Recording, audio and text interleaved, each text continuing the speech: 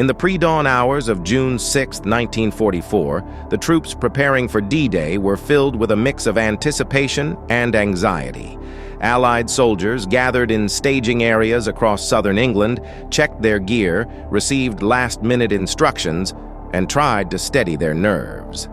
These young men, hailing from the United States, Britain, Canada, and other Allied nations, knew they were about to embark on one of the most significant and perilous operations of the war. As they made their way to the embarkation points, the scene was a hive of activity.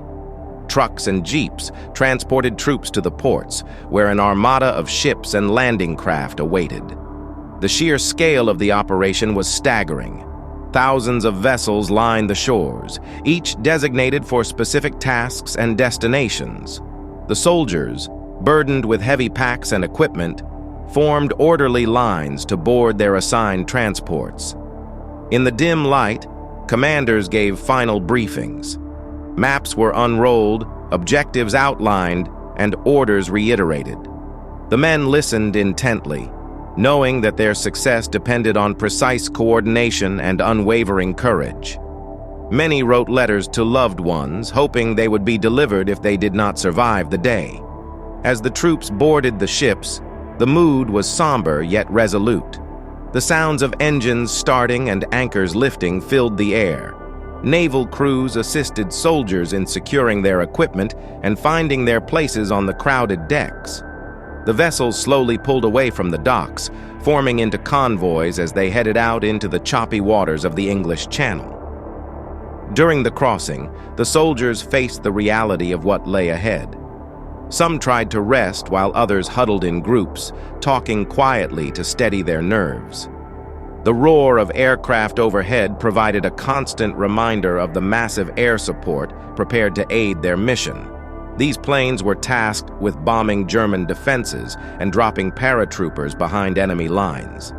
As dawn approached, the first light of day revealed the vast armada stretched across the horizon.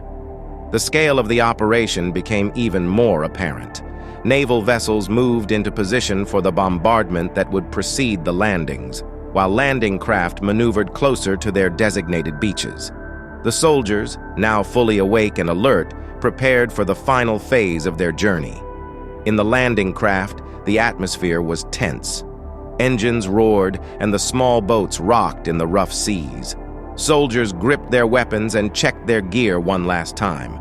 Officers shouted final orders over the din. The craft drew closer to the Normandy coast, and the sound of naval gunfire intensified. Shells exploded along the shore, sending plumes of smoke and debris into the air as the bombardment attempted to weaken the German defenses. As the landing craft neared the beaches, the ramps dropped and the soldiers surged forward. They plunged into the cold, waist-deep water, struggling to maintain their footing under the weight of their gear. Gunfire and explosions surrounded them, creating a chaotic and deadly environment. The men fought through the surf, determined to reach the shore and complete their mission. On the beaches, the soldiers faced fierce resistance. German machine gun fire and artillery rained down on the advancing troops.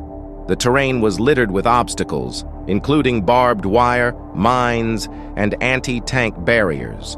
Despite these formidable defenses, the soldiers pressed on, driven by their training and the realization that their actions were crucial to the success of the invasion. Throughout the morning, waves of troops landed on the 5 designated beaches: Utah, Omaha, Gold, Juneau, and Sword. Each beach presented its own challenges and levels of resistance.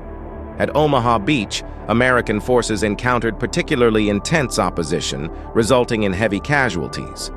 However, through sheer determination and bravery, they managed to secure a foothold. By mid-morning, the Allies had established a presence on all 5 beaches. Reinforcements continued to arrive, and the beachheads were gradually consolidated. The success of these initial landings was a testament to the meticulous planning, coordination, and courage of the Allied forces. The road to victory in Europe had begun, but the battles that followed would be hard-fought and costly. As the day progressed, the troops moved inland, facing continued resistance from German forces. The fighting was fierce, but the determination of the Allied soldiers never wavered. They understood the significance of their mission and the impact it would have on the outcome of the war. D-Day marked the beginning of the end for Nazi Germany. The bravery and sacrifice of the soldiers who stormed the beaches of Normandy laid the foundation for the liberation of Western Europe and the eventual defeat of the Axis powers. The legacy of their courage and determination endures, a testament to the resilience and resolve of the Allied forces. The images and stories from that fateful day continue to inspire and remind us of the cost of freedom. As we reflect on D-Day, it is essential to remember the individuals who contributed to its success.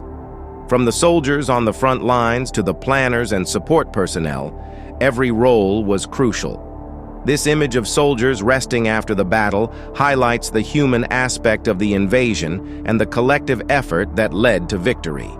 The legacy of D-Day is one of courage, sacrifice, and determination. It stands as a reminder of what can be achieved when nations unite for a common cause. The lessons learned from this historic event continue to influence military strategy and the pursuit of peace and justice worldwide.